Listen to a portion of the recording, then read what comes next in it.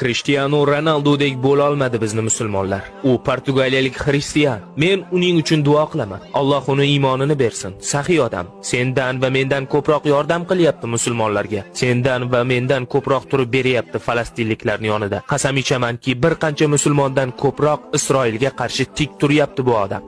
Coca-Cola'ni shunday olib chetga itarib qo'ydi. Suv iching dedi.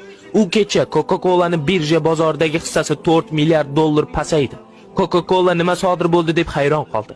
Isroilni qo'llab-quvvatlagan Coca-Cola, mazlumlarga yuborilgan raketalarga yozilgan Coca-Cola bir Cristiano Ronaldo sababli milliard dollar zarar ko'rdi. Xo'sh, keyin nima bo'ldi? Uni haydashdi.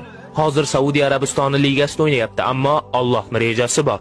Hozir u haqida Allohning rejasi amalga oshyapti. Alloh azza va jalla uni u yerga jo'natdi.